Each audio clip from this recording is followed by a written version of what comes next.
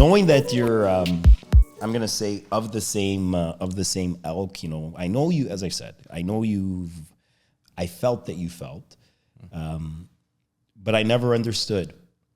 And what I'm trying to do now is I'm trying to understand. That's what I was trying to explain to you. I'm trying to understand a little bit more about what this journey is, right? And that's really, if I'm being true, why I reached out. Yeah, awesome. Because, I'm on a journey and I see it clear now, but that doesn't mean I see it clear. Yeah. Usually the vision starts abstract. It's like kind of blurry, but the more you focus, the more it comes into focus. And you need to have a clear vision. Yeah. They say he who falls in love with the journey will walk or get further than the one that is in love with the destination. Yeah, I know. And I've heard that put in different ways. Yeah. And you got to remind yourself sometimes, right? And sometimes you need to fall in love again, Joe. Well, we drift. We wander. We get blown about. We're taught to live by our senses. All this information's coming in, hear, see, smell, taste, and touch. Mm-hmm. It enters our consciousness, and we're always reacting. We haven't been taught how to respond. We haven't been taught how to filter out all the noise. I remember in school, oh my God.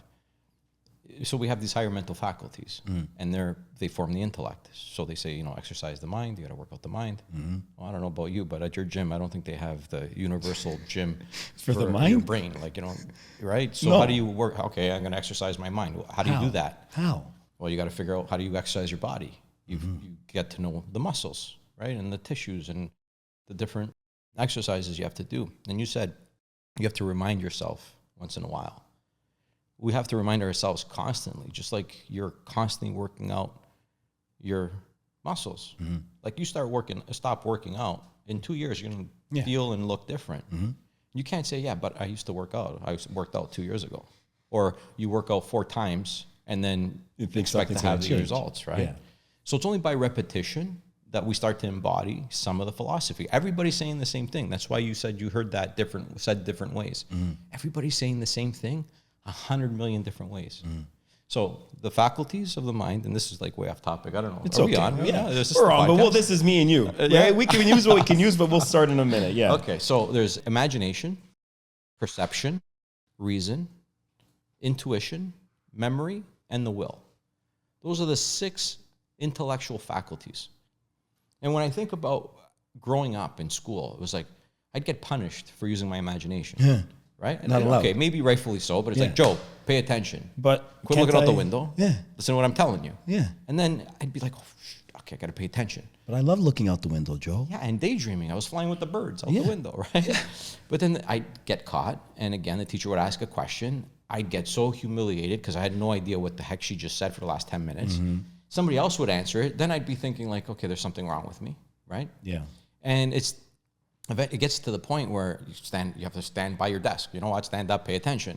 So now I'm standing by my desk. Okay, Joe. And I really wanted to pay attention. Yeah. Okay, listen this time. It still happens today. I'm in my car. I'm like, wow, that was good. Let me rewind. I want to hear that part. How many times 4 do you do seconds later, I forgot to pay attention. Do it again. Yeah, there's a lot going on, right? So it's not like the teacher said, hey, listen, I love that you're using your imagination right now, and you definitely should develop that faculty. Mm-hmm. But now is the time to use your focus. Yes. The faculty of your focus, your ability or the will, right? Mm-hmm. Your will is your ability to focus on something. Mm-hmm. So right now it's important you listen to what I'm telling you.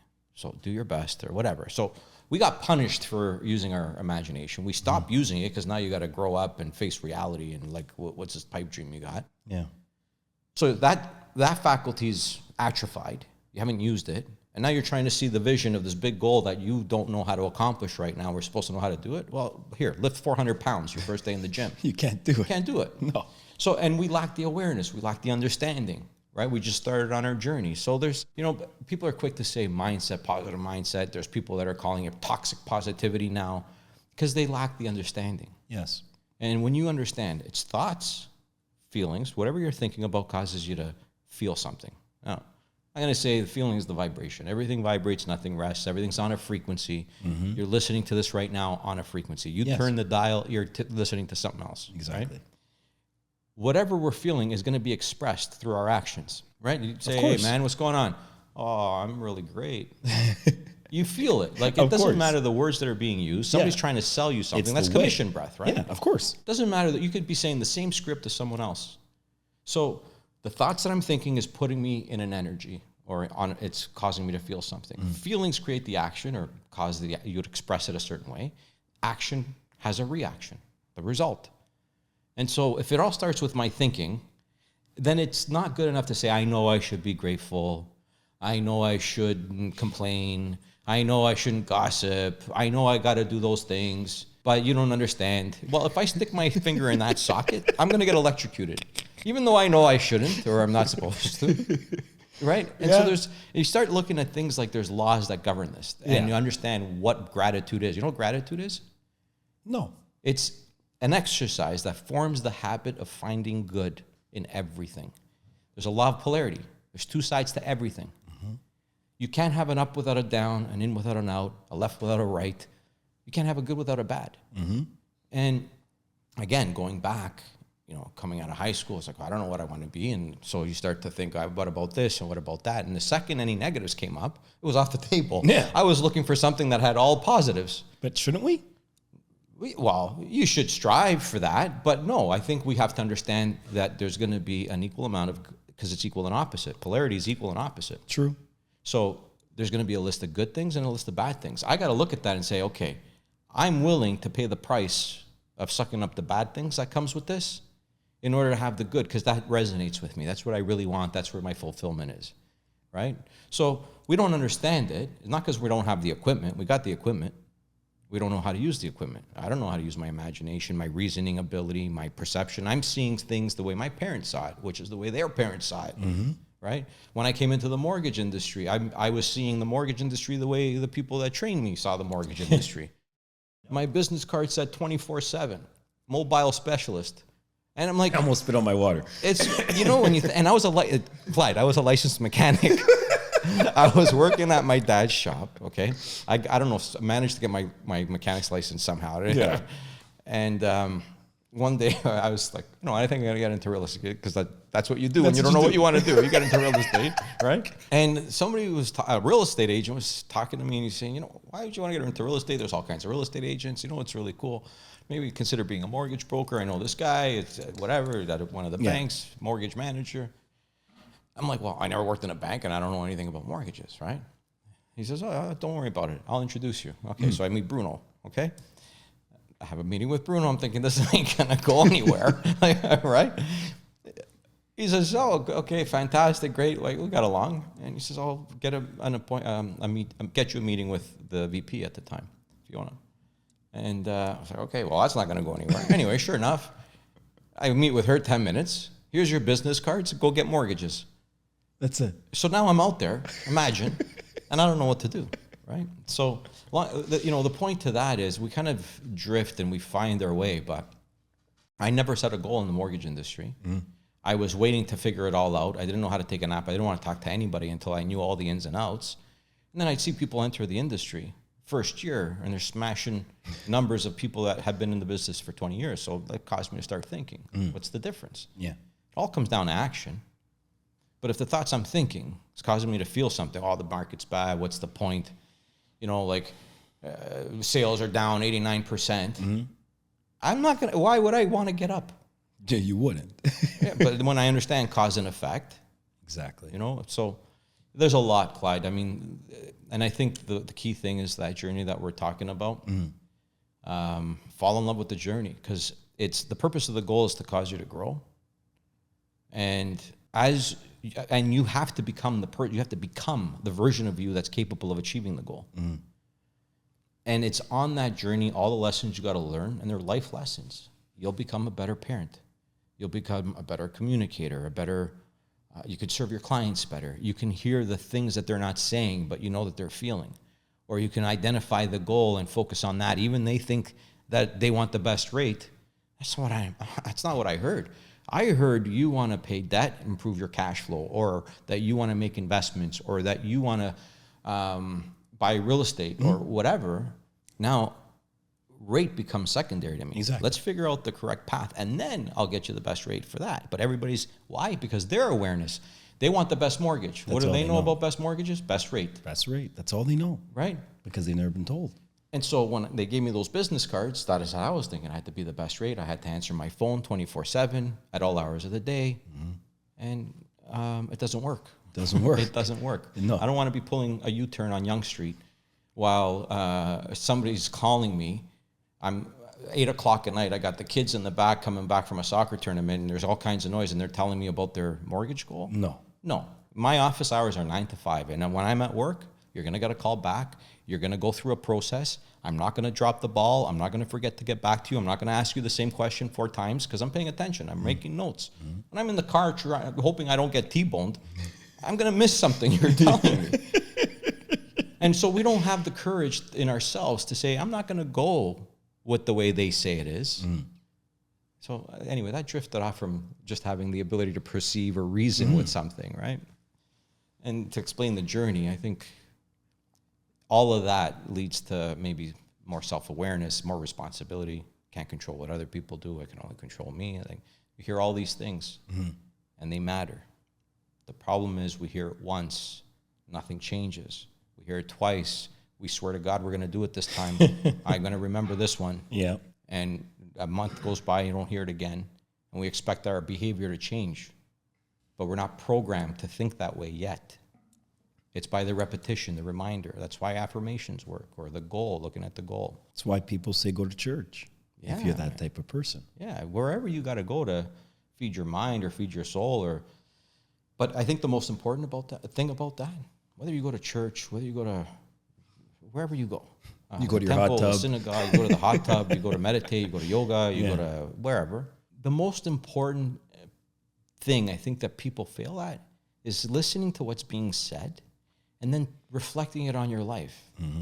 Like even when I hear an obituary, if I go to a funeral, like I'll hear things being said about the person that's deceased. And I'm like, wow, that is a beautiful thing to be remembered for. They lit up a room every time they walked in, and they were kind. Okay, maybe I'm not the kindest person, but I'm not who I am right now, and I'm not who I am right now is a result of my previous way of thinking. So I can take that example and say, that's who I want to be. I could be a better person. I could be kinder to people. Yes. I can be more patient. I can be less reactive, whatever it is. But then I got to take that away with me and really reflect. Maybe uncover the reasons why I'm not. So it's reflecting it on me, being humble enough to say, I know there's room to grow. I'm not perfect. It's not about being right, making everybody else wrong. I want to become a better person. And I may not have been this person, but from here on, this is who I'm going to try to be. And you know what? The people that know you're going to start thinking you're full of crap, right? The whole imposter syndrome. Yeah. When you understand how this works, and that whole fake it till you make it, there's a deeper level of understanding to get it. Yeah. You're not your name, you're not your body, you're not your bank account balance, you're not your car, you're not your past relationship. You are who you say you are from this point forward. That's what matters, Joe. Yeah. So I'm going to pause us, and I'm actually going to start what we should have started, but that was amazing. And I'm going to say, for anyone that's listening, first, let's say welcome to the show. Thank you. Thanks for having me on, Clyde. Today, we're going to go beyond mortgage deals and transactions. We're going into the stuff that really matters, right? Like that's what we've been talking about. And I just want to level set for everybody that is going to take the opportunity to listen to this, to let them know a little bit about Joe, why I believe you're here. And then I'm going to rapid fire questions at you. And hopefully you don't get too tuckered out. Okay. I don't think so. I could talk about this forever, man. Well, in case you haven't noticed. I'm excited. Yeah, me too. I am excited. And like I said earlier, for me, long overdue. So let me get into it. First things first. Joe Trimboli, a mortgage broker, veteran, mindset coach, someone who's built brand around helping others wake up to their full potential. Is that fair? I like that. That's good stuff, Clyde. So we're diving into what it takes to stay grounded and think bigger. We said earlier, it's not just about the deal, but it's about mindset. But it's not about the buzzword mindset. It's like, what does that really mean? And how do you achieve the right mindset to really push yourself to your full potential? And that's what I want to try to get out of here today for myself and for anyone else that might be feeling it. Is that fair? Yeah, absolutely. So thank you again. And I hope you're ready, Joe. Yeah, no, thank you, Clyde. And I just want to say, listen, you walk into a room, you got to raise your level of energy to even approach you, and you always make an impact. You're always kind to people. You leave people better than you find them, and you've done that for me. So thanks for having me on, and I can't say enough about you. So thank you. Thank you, and thank you for saying that. I didn't pay him to say that, by the way. So, I'll make sure that that's your promo right there. Ready? Here we go. I'm just going to dive right in because I'm excited. Yep. So, first questions on mindset and motivation. All right. So, what's the difference between being motivated and the mindset you experience? And then I'm going to follow that up with: do brokers need more motivation or better habits? Oh, definitely better habits.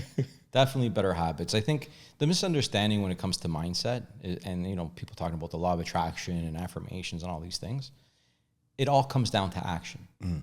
And if you're not paying attention, if you don't do the work, you miss the whole part about action. Like, it could be misleading. There's a lot of confusing information. So it's definitely habits, but you need the right mindset to establish those habits. You need to know how to get yourself out of funk, or how to focus on the target, or how to not to get bothered or distracted. Like, there's a lot of development that goes into establishing those habits. And some habits you're going to be born with, you're programmed from an early age. Other habits are difficult. And if it's difficult for you, it's because you don't have a program for that habit. We're programmed to behave a certain way, and it's automatic. Mm-hmm. So it's you use the word reminder. It's a constant reminder, the constant spaced repetition of what you said because we all know what we got to do. Yeah, of course. Got to get up in the morning. We're not doing it. Yeah, exactly. And we try to do it, and it's hard, and so we stop.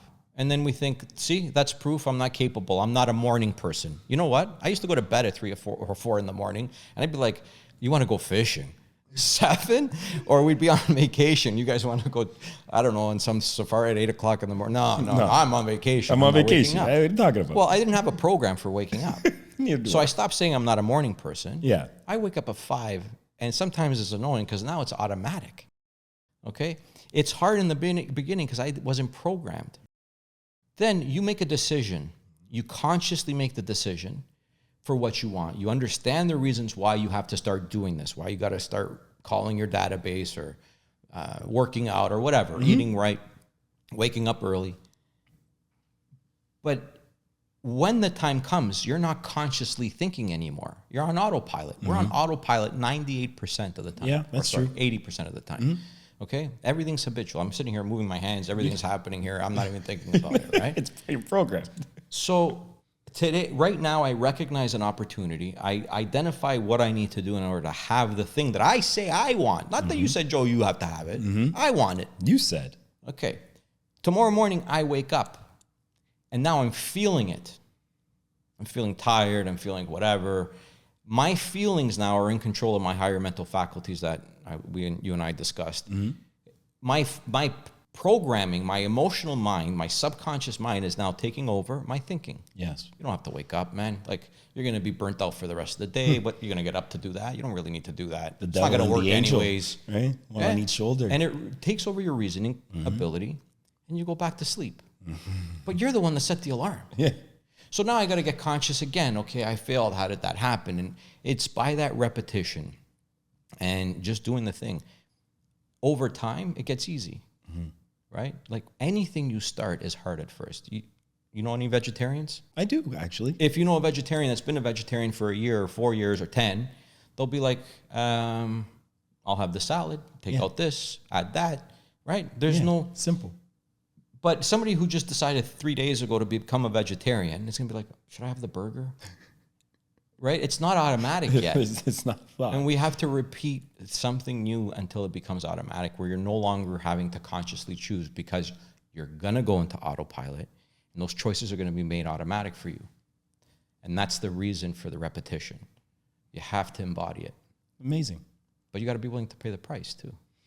It's not going to be easy. Yeah, that's so the do part. you really want it? And then and then there's stuff behind that. Do you believe you're capable? Do you believe it can happen for you? Do you believe you're valuable enough, right? And if subconsciously you don't believe that, it's going to be a problem. Why would you pay the price? If I go into a boutique, we go to Prada, and there's a purse for $5,000 or a luggage set for $100,000, because that's probably what a luggage set, whatever. So let's say a purse for $5,000, and I say, I got $4,800. And they say, well, you need $5,000. I say, but I only got $4,800. They don't give me the purse and say, okay, right? They say, come back when you got the rest. Exactly. We have to pay the price required to have the achievement that we want, the result that we want. And there's laws that make sure that you're going to get what you put in. You're going to get back what you put in. Mm-hmm. So Prada's going to say to me, go get the other $200 and come back when you got $5,000. My weight loss, my money goal, my yacht, my boat, whatever it is you want, has the same requirement of you.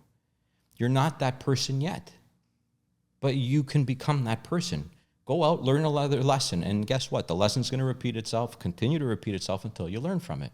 Are you willing to learn from it? Or are you going to get stuck in your crap and blaming and complaining, right? Yeah. So you level up, you come back when you've got some more awareness or some other way of doing whatever. Like, there's going to be a constant requirement of you to level up, because you don't get what you want, you get what you are. Someone, I don't remember where I heard it, but I'm a big podcast guy. So it probably was a podcast, and I'm going to butcher it, but I'm going to try to get it out. And it was the difference between, the point that they were trying to prove was this. You could be working in an organization and making, $50,000. But the only difference between the $50,000 employee and the $100,000 employee is how they value themselves and the tasks that they're willing to equip themselves, the knowledge they're willing to equip themselves with in order to increase the value of their time. And so I look at kind of everything that you've been saying, and, being a closet Joe fan and, watching what you've been doing for a while, for me, it's a lot of, okay, I know I need to do this. I understand the path, but you talk about knowing versus doing, if I got that correctly. Yeah. And, there's a big piece to that. And if you could take a minute and maybe give us Joe's take on the knowing versus doing piece. So I'm going to go back to what you said about motivation. So you become aware of something, right? And you've heard this. You get motivated by desperation or inspiration. So in order for you to start doing the things, you got to be desperate. And I don't mean desperate like, oh man, we can't go on vacation. I mean desperate like, I don't know where my next meal is going to come from, or I don't know if I'm going to live, or I don't know if you have to get to the point of desperation, real desperation. The point of I need to change. Now, most people listening to this are probably not desperate. You probably think you're desperate, you're fed up, there's more, you're stuck, you're frustrated, you're pissed off, whatever. So the only choice you have now is to get inspired. So you need to set a goal that inspires you. And typically, the problem isn't in the goal setting. I mean, there's already a problem because most people don't set goals, right? But those that do, the problem isn't necessarily what their goal is. The problem is where they're at, right? So when you get in your car and you don't know, you put the address where you're going. That's the goal, right? That's the destination. doesn't tell you how to get there until it knows where you are. Where are you sitting? You got to enter those coordinates. You got to either put the address or it identifies you by GPS. And then only when you start moving, it tells you how to get there, where to turn. You go left, you go right. You missed a turn, stupid, get back. Right? What'd you do? Turn around. There's a road closure, whatever. And we don't start on that journey that you're talking about. We get motivated. We're all fired up. That's the pipe dream, right? And then we don't follow through with our actions. And I'll tell you, nothing destroys self-confidence and your self-image like becoming aware of the things you know you should be doing and know that you're not doing them. And then saying you're going to start doing them and then becoming aware and knowing full well, I'm still not doing it, right? Or you're still doing things that you know you shouldn't be doing. Yeah. So now to your question, we have that motivation, we get that inspiration, we get that idea, but then we lack the awareness, we lack the understanding. So I would say study the conscious and the subconscious mind. It doesn't have to be complicated. There are some basic, I think, things that we need to know. Conscious mind is where you have the ability to choose any thought. You have the ability to choose what you're going to focus on. You can accept or reject an idea. You can create an idea using your mind. So the conscious mind, you got your higher mental faculties. Your subconscious mind, and that's the thinking mind, okay? The subconscious mind is the feeling mind. That subconscious mind has no ability to reject. It can only accept. When you see somebody get hypnotized and they start clucking like a chicken or making a fool of themselves on stage, what that guy's done is taken the conscious mind right out of it and is getting right into their subconscious mind. So that person, they know what's going on, but they have no choice but to do what they're being told. Okay? So when you understand that and you have a goal and you're conscious, you're living with intention and purpose, you've identified the habits, the things, who you need to become in order to get there. So I would start with that. I would start with a goal and create a self-image script.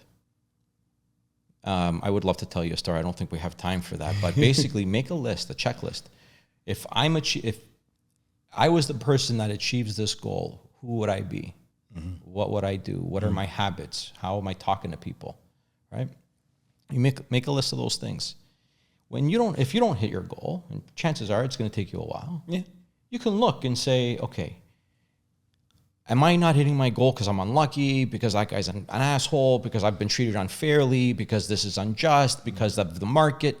Or is it because I haven't done the things that I said I need to do in order to achieve the goal? A lot of people point to the environment instead of looking within. Right. I say to my athletes, I coach a soccer team, and I say to my athletes, it doesn't matter where you go, it doesn't matter what you do, because you will always follow you around. Right. And so, in football, and football. So, you're on the field. It's you versus you in that moment. Are you going to make a team decision, or are you going to make the selfish decision? And in business, as is in life, we're often faced with the same, right? And for me, often now I'm looking at it and I'm saying, okay, we made the decision to do all these things, and we want to find a way to change and inspire and do more. And maybe sometimes you lose your vision, you lose your path. It's okay. And what is this, Joe? That's why you carry this, a goal card. Yeah. Because you're going to lose that vision. You're going to lose the path. You're going to be taken in a different direction. This, every time I touch it, it's a reminder. It's your thing. Focus on where you're going, buddy. Yeah. Right? We set the goal New Year's Day or when we get back from a workshop, and then we don't look at it again. Yeah. The only thing that can grow is the thing you give energy to. Tell me again. The only thing that can grow is the thing that you give energy to. It's a law. Yeah. Right? And so you said a word. It's a key word. Decision. Nothing happens without a decision. And so often we're looking for the evidence and the resources that we need in order to accomplish the goal. And we look around, we don't have those, we don't have the money, we don't have the time, we don't have the skill set, we don't know the right people. You don't need any of that, right? So we don't make the decision. And then that goal, this idea goes away. That's going to lead to frustration. That's going to lead to, if you're not growing, you're dying. So you don't set the goal, or you think you set the goal, but you didn't really set the goal because you never made the decision. Exactly. I'm going to start working out. I want to get healthy. I'm going to start going to the gym. I'll do that as soon as I got the money, as soon as I have the time. You make the decision. And then you figure it out. Okay, where can I slot this in? What do I got to move? What do I got? Oh, my kid's got to go to school. Maybe I can lean on this person, or maybe they can walk. Yeah. But nothing's going to happen until you decide. Exactly. So decision is misunderstood. You have to make a decision. Then you figure out how to do it. And you know what's cool, man? Oprah Winfrey says something that's like, I replay it all the time. She says the most successful, she was asked the question, what do you see as the common denominator with the most successful people in the world? And she says, the most successful people that I see have one thing in common, and that's that they all have a vision. And it's a clear vision. And they know where they're going. She says, how do you get to where you're going if you don't know where you're going, right? And then she says, you make the decision, and everything you do from that point on lines up. Because once you make the decision, now you got to keep making decisions and choices that align with that decision. I'm going to become a vegetarian. When the menu comes in 2 days, I got to choose a vegetarian meal. Exactly. Right? Yeah. So you got to keep making those choices. She says, and when you do that, it clears up. Your vision clears up. And the forces of nature rise up to meet you where you're at. In other words, everything you need, when you need it, will show up. The money will come when you need the money. The people when, and it's all dependent on your growth. So the purpose of the goal is to grow. I don't know how to explain habits in any way that somebody's going to click right now in their conscious mind. They're going to start doing the thing like without fail. It's going to take some willpower, but willpower is going to fail you. You're going to, it can only carry you so far. You got to change the program. You got to see yourself as that person. Create that identity, become that person, and then as a result of being that person, you will get the result. That's like that's like me and going to the gym. Listen, I love going to the gym because going to the gym is not about the working out. You don't love going to the gym. No, Say that again. Yeah, okay. I'm convinced. I'm programming myself. No. Truthfully, come on. Working out sucks. Tell me you love going to the gym. So what is it you love? I love what it gives me, Joe. Yeah, I love what it gives thing. me. And that's why you're willing to do the thing. Yes. Go to the gym. Yes. And do I love waking up at 7:05? Getting out of bed. Cow, you need those extra 5 minutes? Yeah. Can't be 7 o'clock? No, you stretch it. I've tried. 7:05. 7:05. Anybody that knows me knows, Joe. Okay. Give me my 5 minutes. I'm a cranky person to the morning. 7:06, 7:07. No, 7:05. Every minute's accounted for. Okay, every minute, right? Yeah. Time blocking to the max, right? So 7:05, my alarm goes off, and it's just like I'm like everybody else in the morning, right? Maybe you're probably better than me. You're 5 o'clock. I can't do that. Let me take it back. I haven't found the program to do it yet, right? So I'm 7:05. I'll get up, do my morning thing, and inevitably I'm sitting there at some point in time saying I don't want to go. And I'll find every excuse because now today I'm doing this and I'm doing that, and now I want to do, because I don't want to go. Yeah. But I often remind myself, okay, even on the days you don't want to go, you have to go. Yeah. Because one, I have someone there waiting for me, which is my way of making sure I show up, because I need an accountability partner for the things in my life that I absolutely hate. Absolutely. Right? And I acknowledge that. Yeah. And I don't think there's anything wrong with that. And so even on the days where it's raining, because often on the rainy days, I do not want to go to the gym. Yeah. I'll show up late, admittedly late, purposefully late, but I'll still show up. And I'll do the 15 minutes. I'll do the 20 minutes. I'll do something versus not moving the needle at all that day. Mm-hmm. And for me, I found by committing to that, or saying, okay, it's just way too late to make the drive. Go do the rower for 10 minutes or, whatever it is, laps in the pool or whatever. Commit to something. Yeah. That for me has made a huge difference. And, I say that only because that's like committing to any part of your life, right? Any decision that you're trying to make, right? Yeah. A decision is made to get you to where you want to go. The trouble is, I think we think about the pain that comes with having to do the thing, instead of the result or the feeling that comes with having the goal. And that's, I think, the part that that's where the confusing things come in, right? Like, think from the end, or fake it till you make it. Like, so it's thinking from the end means keep that feeling, like the visualizing, all that stuff that they talk about. It's to remind you of what it would feel like to be living that life that comes a result of you achieving your goal. So you think about how you feel after the gym and what it brings you, and the health, and the fact that you're going to walk your daughter down the aisle, and all these wonderful things, right?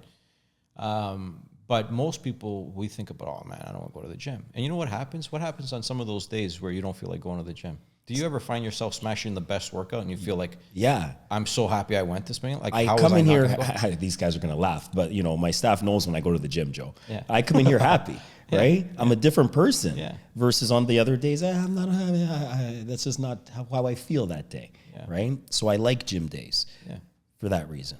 Yeah, right? And even the ones that you think you're going to skip out on end up being like, I'm so happy I went. Oh yeah, most times, often. And that's the thing, what we got to remember when we're doing anything, you know?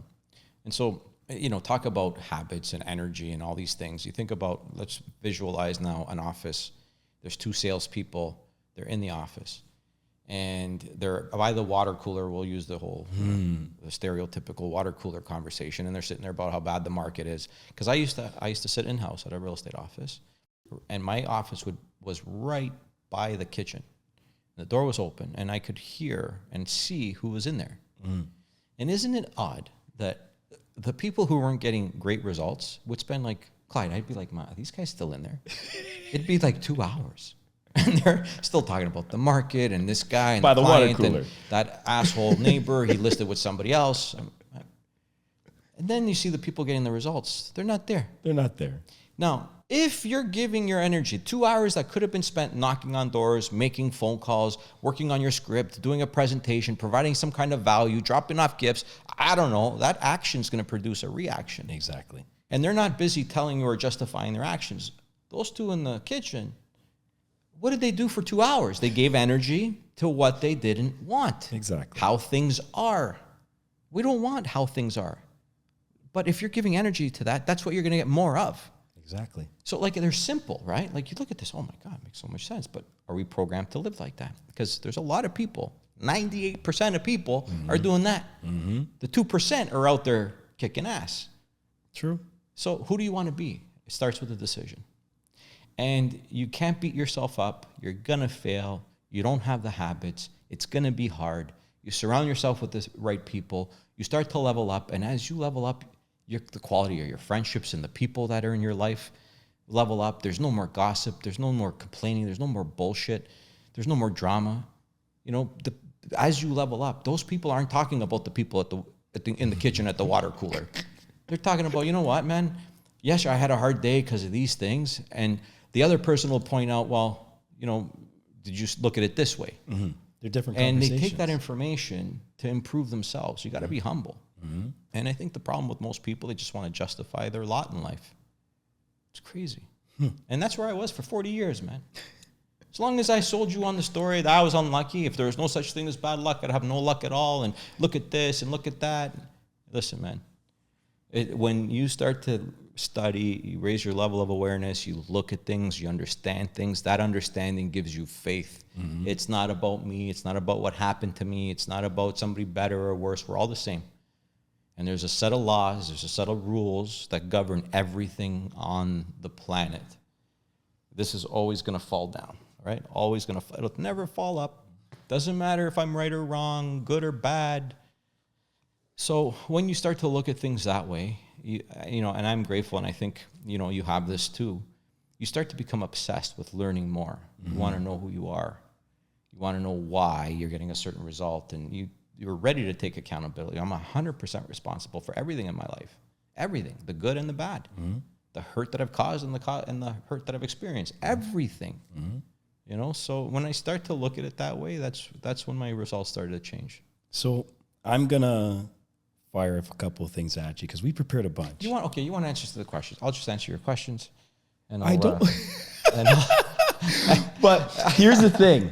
I know we're not going to get through this. We're not going to get through on the it. surface. You're the best. And then people think mindset. And then there's no understanding of what it means to focus on the end or, And this is the problem. And the power of repetition. And the power of repetition is probably, in my opinion, the power of repetition is probably one of the most important things, right? Because, well, you said it already.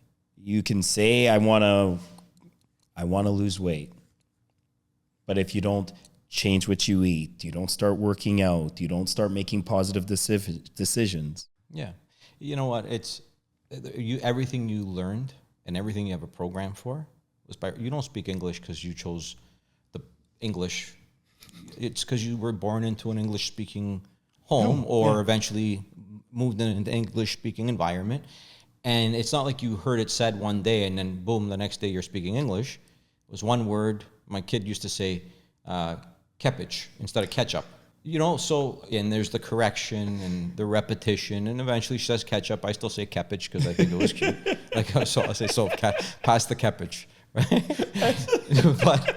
And if I'm not careful, I tell other people, pass me the keppich because I've said it so many times. Right? So you learn to walk the same way. You learn the language you spoke. Whether you chose these things or not, they were all, so your belief system was repeated. Just a set of beliefs that you did not choose that aren't in alignment with the thing that you want. You'll never outperform your self-image and you'll never go further than you think you can go. Right? Agreed. So it's hard to answer them without getting deep. And I hope like there's a listener that we can at least inspire. And I know you do this on your show all the time, to at least take the next step, take some action, right? And that's up to them. The only thing we can do is do this. Yeah. That's what we're responsible for. Yeah. There's going to be people there's people that on the call or that I've given a book to. It's not the book that changes their life. Because if it were, it would change everybody's life I gave it to. Yeah. It's them picking it up and reading the book, and not reading the book to say, I read the book. Look what the tricks I know. Now I can tell you how it is. They read the book to understand the book. Yeah. Again, I'm a podcast guy, but I'm a big reader. Like I started off just reading and reading and reading. And, my sister, my eldest sister, she was a librarian. So maybe that's where it came from, right? And I credit that to her because she challenged me to read more than one book at a time. Yeah. Maybe that had something to do with my lack of being able to focus, right? So read 7 of them, she would say. Yeah. And I did. And I was like, this is great. And I would go back and I tell her the story of all 7, right? And go back and figure it all out of where did I leave off? So that was the challenge. But my point there was, I read a lot of books, and I've read a lot of books and tried to pass on the knowledge, given books to many people. But sometimes, as much as you're giving them the book, not for the book, but for the wisdom and the knowledge that it gives you, if you're willing to accept it. And where my frustration comes in is where you just don't see the change. Yeah, and that's because we're attached to things that they're responsible for. My responsibility is to get up on the call every morning and deliver the message in the most clear, articulate, sincere, and authentic way I know how, right? And bringing stories. My responsibility is not whether they get it or not, or whether they implement it, or whether they wake up for the call. And I've been there. It gets really discouraging, right? Because you start to see, like, what the hell's the point? And maybe you stop giving books away. Nobody reads them anyway. But I'll tell you, my journey started with a book too. I forget, it wasn't even a popular book. It was just something about the thoughts. Something about, like, these... Anyway, I said, I haven't read a book in 40 years. I mean, I should open the pages. Like, I never read, and that started me some awareness, at least, to want to learn more, and then things start showing up. So we want to help people, and listen, there is not a doubt in my mind, which is probably why I'm so obsessed with this, that if people actually take the time to work on themselves, to study, to understand, their results. And I'm not talking about the material goals. Like, the material goal is necessary because we live in a physical world and you need something to direct you. Mm-hmm.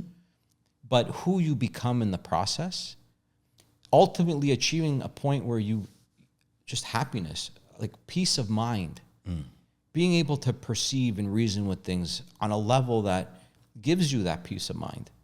So I want that for people. Like, I know that I didn't have to be struggling for those 40 years like I was. And certain, like today, sometimes I struggle. And you know what? It's always a result of my thinking. It's always what I'm caught up in. Instead of when I shift it, oh, why am I thinking about what I don't want? Yeah, there's all kinds of reasons and all kinds of justifications, but you know what? I wish it was different. I wish it wasn't this way. So now I want that for you and for everyone. And I think the thing I'll tell you is you focus on you. Don't stop doing what you're doing. A person that needs to hear it, is ready to hear it, will receive it. You have to be ready to receive it. So you hold that accountability to yourself. Don't stop doing what you're doing. And don't get attached to them getting it. Them getting it is their responsibility. Just keep teaching, keep preaching. That's it. And you know what? One person teaches, two people learn.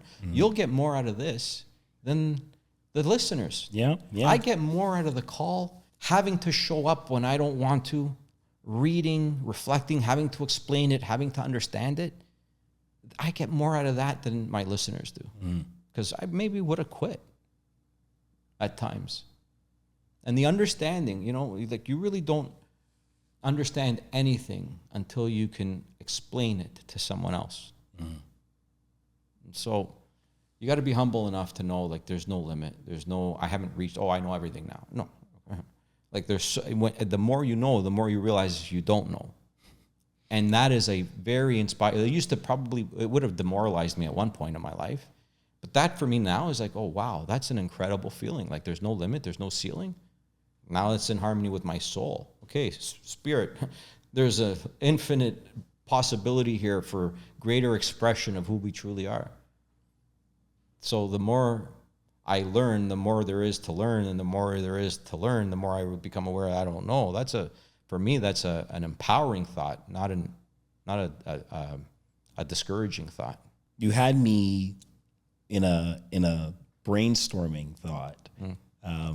As you know, most people that know me know, I often go deep into thought, and you know, you've given me so many things to think about, Joe, that I'm like sitting here saying, man, that's a takeaway. That's relatable. That's something that I want to just, you know, look at personally in business. And the goal for today, for me, selfishly, and for anyone that's, you know, going to take the time to listen, I hope that they're picking these things up that you're throwing at them, because, you know, I honestly believe, and I said this to you earlier, I honestly believe in, you know, I'm going to call it vibrations, right? And when you make the decision to change your vibration, which is hard, you find more. And that's what's happening to me, you know, and I'm sitting here listening to Joe, and I'm picking up on things that you may have said in, you know, before, you may have put in the book, and I didn't pick them up before. Yeah, I heard the same thing. I'm still hearing things today that I've heard a million times. I'm like, that's what it means. Yeah. Like, why did that just resonate with me, right? Yeah. And maybe I wasn't ready, right? Maybe I wasn't ready at that time. And so, yeah, you know, I'm saying thank you already. I'm going to throw a couple of things at you, if that's okay. Yeah. I'm going to make these a little bit more directed for those in the industry. On personal branding and leadership, you've gone from mortgage broker to keynote speaker and best-selling author. What sparked the pivot? Well, I think, one, I just became obsessed with learning more. And the advice I got from my mentor, Bob Proctor, those of you that listen to him could probably hear a lot of what he said. And he said, work on yourself, raise your level of awareness. And as you raise your level of awareness, everything gets better. So for me, it was like, it just resonated with me. I kind of got it. Like I knew it was true. I could feel it. And so the whole thing was set a goal in the mortgage industry, wherever you are now, because the goal is to cause you to grow. And I did that. And as I did that, I had to learn more about this stuff to become the person that can achieve the mortgage goal. And then you start to witness the things happening like they did. And so, as part of that process, so I would say, I think people get stuck chasing their purpose. They want to go out and find their purpose. And your purpose is something that's already within you. It's something you uncover. This purpose, vision, and goals. So I would say, what is your purpose? And for me, I became aware, as now I'm sharing this information, like I'd have a conversation, I'd provide a different perspective based on this new awareness and new way of looking at the world. And they would call me after, be like, you know what, man, I just wanted to thank you. Like, I feel so much better. And you start to become aware that people don't have to suffer the way they are. So through that mortgage goal, I realized my purpose is this, speaking about this. And, just, it doesn't mean like I'm the master at it, but anybody can take the same information being said by whoever, because it's all the same, just coming out in different ways. Yeah. And I came up with a vision for that. And I remember writing out, I'm so happy and grateful now that I'm being asked to speak to large audiences all over the world. And Clyde, I never thought about being a speaker. I probably would have hid under a rock if the teacher called me to stand up and speak in front of people. Yeah. But that was something that I just discovered within me. And then, I don't know if you know the story, out of the blue, it was Eddie Cucciolo at the time, called me. We were having a conversation, unrelated. And then we got into goal setting. And because of who I was in that conversation, he goes, hey, why don't you talk at our national conference in Cancun, Mexico, for our 30th anniversary? He asked me to speak to a large audience in another part of the world. But I could never have, imagine I'm picking up the phone, hey, I want to be a speaker. Can I talk at the conference? It wasn't anything like that. Yeah. It was all a product or an effect of me growing into the person that was achieving mortgage goals. And from there, other things happened. So, you know what? Now I'm balancing both. And that's kind of like a dance, right? You got to figure it out. You get there and then you fail. There's another lesson you got to learn. So I can't do it this way this time. So I'm still working on it, and I love it. And I'm in love with the journey, man. I love the challenge. I love the test. It sucks. Like sometimes, oh my God, some of the things I'm going through, I would have died if I was faced with these things 10 years ago. But I look at it now and I'm like, all the understanding, all the awareness, all the peace that I have in my heart is only possible today as a result of what I've been through and what the lessons I had to learn. Whether I was humble enough, or how many times they had to be repeated before I actually took responsibility for them. So that's fall in love with the journey, set the goal, and just fall in love with who you're becoming. Wow. Thank you. Another one for agents and brokers. You said before that we need to respond, not react. Can you share a story from your career where that decision, that made all the difference? There's one that pops out. So, you don't see the world as it is, you see the world as you are. And the way I saw the world at one point, the industry sucks, everybody, the clients are disloyal, underwriters are what the hell was wrong with them? They're so entitled, and why is so-and-so, he must be doing fraud. Anyway, when I started to take 100% responsibility for everything, things changed, but it was after a breaking point. I lost it, totally lost it on one of my underwriters. Because I had discussed a deal with them, and it was like one of those deals I don't know, borderline, okay, you know what, I'll look at it for you. Okay. I'll say, okay, cool. Now, these clients it's firm, so there's no real time sensitivity, but I'm like, okay, when do you think you can get back to me? Well, give me 2-3 days. Okay, no problem. Tell the client, 2-3 days. 2-3 days pass. This guy's like, he's ghosting me, right? 5-7 days pass. And I'm like, hey, any updates? I'll get to it next. You know what? I should have it by tomorrow. All right. Hey, listen, let's just talk to the guy. You'll have it tomorrow. Anyway, this goes on for 2 or 3 weeks. Okay. Now, the last time I followed up with him, I was like, okay, and he gives me a piece of his mind, and I should have just said no at the beginning. I'm doing you a favor. And so, listen, his attitude was wrong. Yeah. Okay. But for the first time and Clyde, I had a breakdown. I remember I broke down. I was yelling and screaming. I don't know how many things I broke. And then I got off the phone and I felt like a loser. I was like, how do you talk to anybody the way I just did? Yeah. You got to stop behaving this way. You're a spoiled little brat. And I looked at it and I said, I'm 100% responsible for everything in my life, but it's his fault. But it's his fault. He said this and what, and he made me look like a fool. And then I said, okay, well, what's the problem here? Well, one, I broke my word, my commitment to my client, and I'm concerned that I'm losing integrity. And my word is very important to me.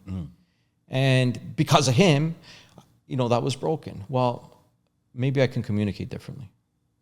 And so in future, and ever since that day, listen, client, I don't know. They're telling me 3-4 days, or if they tell me 2 days, I'll say, listen, they're really backlogged. Maybe it's going to be a week, but I've seen it. It could drag on. I'm looking for an exception. You have my word. I'll follow up every single day, and I'll keep you posted. What else can I do? I can communicate with them. I'm not going to let a week go by and the client's wondering what the hell's going on. Every day, at the end of the day, I haven't got an answer. Hey, client, I know I told you I'd get back to you next week. I just want to let you know I just checked in. Don't have an answer back. When you think about that, and I can go on about this, but that shifted everything for me. I can only control what I can control. And any version of me in the past would have been justified, and I would have found 99% of the population to give sympathy to my wrong thinking. Yeah, well, that's not your fault, and he's this, and he shouldn't have done that. You know what? I can't control him. And here's the big one. You ready for this one? Write this one down. When you expect something from someone else, you give them power over you. So he had all this power because I needed him to be able to keep my word. Or I changed the way my words are, and now he loses a little bit of that power. Still need him to look at the deal. Of course. Right? So that was a big, big, big turning. Respond and not react. So now I look at something, and there's always a gap between the time that you're triggered or the time that something happens and the time that you respond or react. And that could be a millisecond.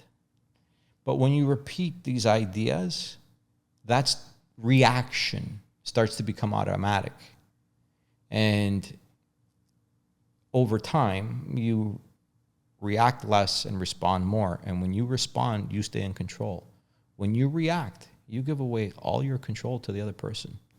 And I think that's a powerful way to live. And I look at my life and I say, why do I open up and confide in this person and not to that person?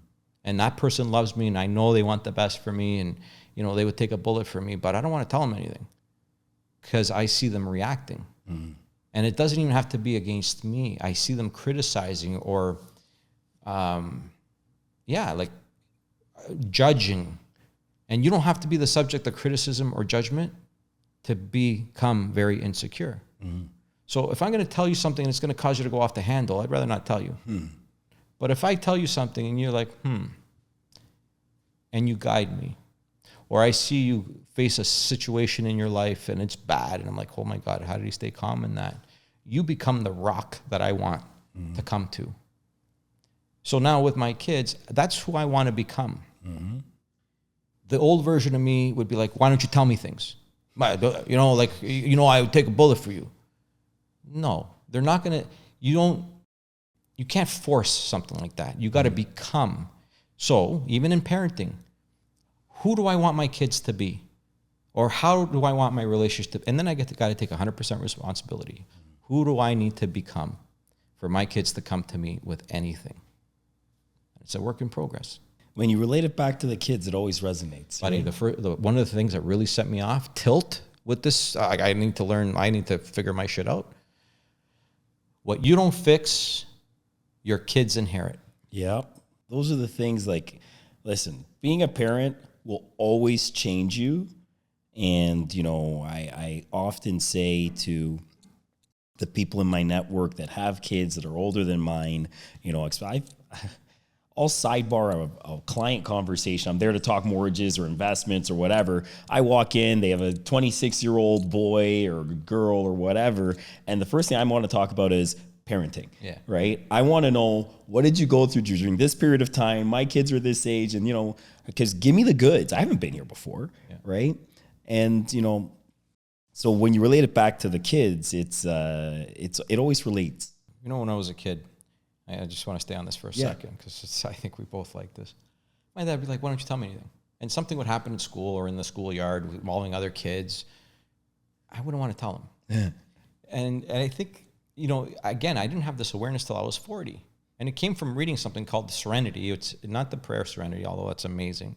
There's a chapter in a book called As a Man Thinketh. It's a chapter called Serenity. And it talks about, it just painted a picture in my mind as me, as this person that had this serenity within him.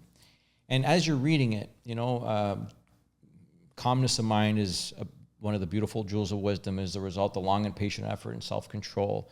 And it talks about how you seek this wisdom from people that are calm and don't react, that don't judge, that don't fuss and fume. And listen, my dad was a passionate guy all the time. Like, and listen, he loves me to death and I love him to death. And he's provided an incredible life. Like, he's always done what he can. He's a good man, never abusive, never, but he'd fly off the handle. Or he'd say things, or he'd criticize, oh, that guy, you stay away from him. Or, you know, like, that's what parents do. Of course. Right? To good and bad. They might not have known any better. Yeah, but what you resist persists. Forest negates. And non-resistance, I think, is an incredible thing. The problem with that is we as parents now have to be willing to see our kids fail. So I tell them what I got to tell them. I guide them. And I want them to tell me when somebody passes out because they drank too much, or so-and-so smoking weed or whatever. I don't really like to hear it, and I hope my kids steer clear of it. But the fact that they talk to me about this stuff and they don't hide it from me is a result of who I've been. If I remained who I was, what, I hope you guys don't do that, right? And it starts with the intention. So, I mean, if that doesn't motivate a person, I don't know what does. Like, I mean, if your way's not working, try this. Yeah, try something different, yeah.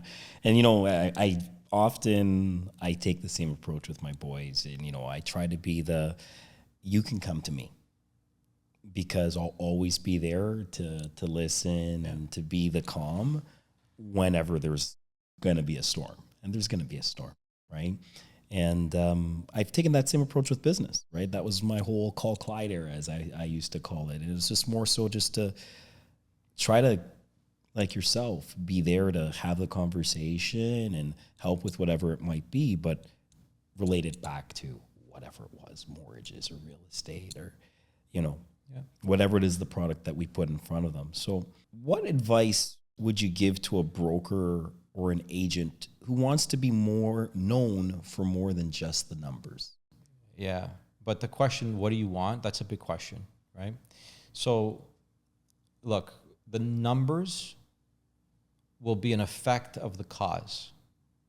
If you make the cause, all the things you've identified as the necessary cause to the effects that you want, you're giving.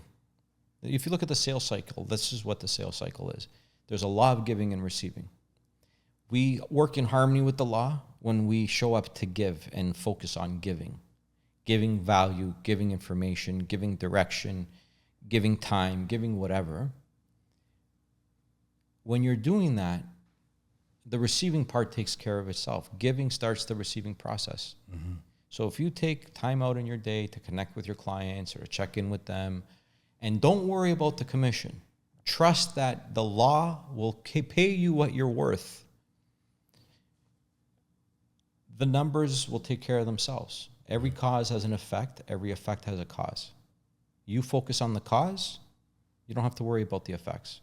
You focus on giving, providing service, increasing your value, doing the right thing, the money will come. All right. This one's for the brand new agent and broker. If you had 10 minutes, and you don't got 10 minutes to answer, but if you had 10 minutes to speak to a room of brand new agents, what would the message be? Look at this as a business.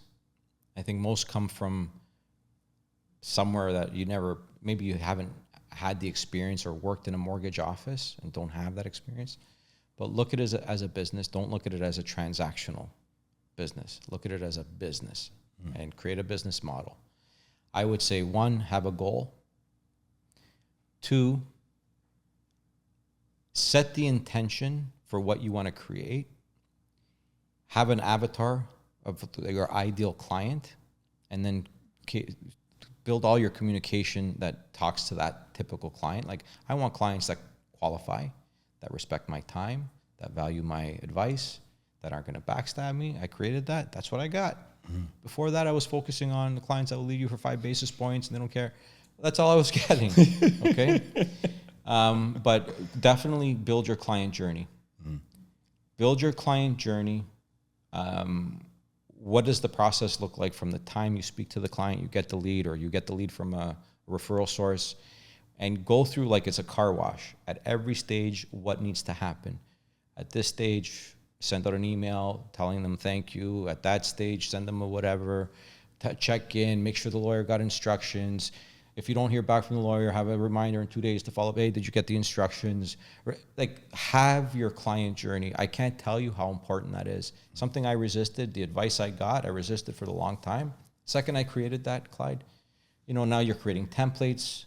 It's saving time.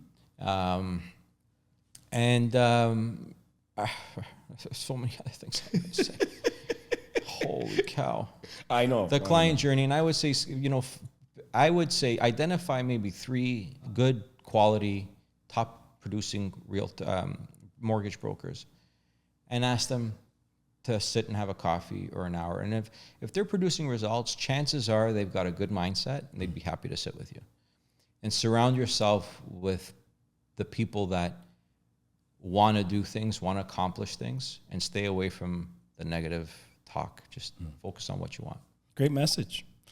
All right. So as we close it up, I got 3 rapid fire questions for you. Okay. Are you ready? Yeah. One word. Here we go. One mindset shift that changed everything for you. I said it before, but I'll go with something different then. You don't see the world as it is. You see the world as you are. Favorite book or quote you go back to when things get rough? The Anyway poem by Mother Teresa. Absolutely look it up. The Anyway poem by Mother Teresa. It's called Anyway. So people will accuse you, you'll do good, and you'll be accused of ulterior motives. Do good anyways. You're going to build something, somebody's going to tear it down, build anyway. And there's a list of things that give me the perspective that in the end, it's not between me and you. It's between me and God anyway, is the final message. So that causes me to look upon myself and really measure myself, not based on what you see or what you think of me. Because listen, there's going to be people that either don't see things, they don't know things, they don't have the perspective, they weren't there. Only God knows, really, or whoever my version of that is. I know, and that's the most important thing. So for 2 reasons. One, because I want to keep going and feel good about it with my head up. And 2, it'd be a sad tragedy to allow anything, any heartbreak, because it could be, life is hard. It's going to be all kinds of betrayal and all kinds of things. And if you're going to keep going, you got to have the right mind shift. So that, for me, is a great tool that I use to read and try to live by. Awesome. And last one, what's your vision of success in business and in life? I think everybody defines success differently. For me, it's the constant progression, it's the persistent effort towards a bigger cause, a goal. And I think success is the constant growth in the attainment of that goal. So as long as you keep going, for me, you're successful. It's not about the thing. You're going to get the thing. Like, you start living this way, dude, you're going to hit your goals. You're going to smash them. You're going to be like, okay, now what? You ever get that, like, you bought a new car? Yeah, now what? A week later, okay, holy shit, it's been 4 years, I wanted this thing. Oh, it's a big deal. I mean, you start burning cigarette holes in a thing, you're opening the window, you're driving through potholes. Now what? It's not a big deal. Exactly. So, the journey, man. The journey. Fall in love with the journey. Yeah. Well, Joe, I'm going to take a second here, and I'm going to say to anyone, if this episode is something that you think about, then I'm asking that you share it with your team, share it with your friends, share it with your colleagues. Share it with someone who's just ready to grow. And for us, this is just the beginning. It's me stepping out to say, I want to try to do things differently. I want to attract those that are willing to and have changed. And my focus is bringing it forward, bringing light, shedding light on it, and not being afraid, because it's a journey that I'm on, and I know it's hard. I know that not every day is going to be roses, but I know I need to continue. And so if I'm feeling this way, I know there's others out there. And so I want to be able to inspire change and learn from those that are already doing it. And so I want to say thank you again, humbly, for coming out and being the thought leader that you are. And more importantly, being the person that you are. Because I've said it before when we were off camera, and I'll say it again now. There's something about you, Joe. And I make the jokes that it's in your eyes, but it's in your vibration, man. So just keep it going. And you got a big fan in me. Yeah, thanks. Likewise. And I'm not saying this just to return the favor, but I love the idea God doesn't call the qualified. He qualifies the called. I think you've definitely been called. And you have a responsibility now to continue to doing what you think you've been called to do, or what you know what you've been called to do. And, providing a guy like me a space to just share anything that I hope helps people, and it's only possible through you. So I love that you got to give yourself a big pat on the back. You don't have to do the things that you're doing, and you choose to do them. So just know that you'll be qualified along the way. We all are. That's the way it works. It's the hero's journey. If you don't know about the hero's journey, look it up. It's unbelievable. You've given me homework. Oh, yeah, man. Everybody's a victim. Mm-hmm. And victims, now you can either remain a victim, or you become a hero, or you choose to become a villain. Mm-hmm. A hero takes the pain that they've experienced and tries to prevent others from the pain that they've experienced and want to save the world. A villain takes the pain that they've experienced and wants to inflict it and torment the world. Mm-hmm. And that is a choice. And so choose. Any one of us at any point, and we're choosing all the time. And sometimes I choose to be the villain. Mm-hmm. Still working on the hero part. Hey, listen, nobody's perfect, but right? Yeah, and I think we have to really understand that. Yeah. That's kind of like, thank you, Clyde. I wish you and your listeners nothing but the best in health, love, peace. Most of all, really peace in their hearts, in your heart. So thank you. Thank you, Joe. And I think with that, we're going to say, Uptown experts, we're out.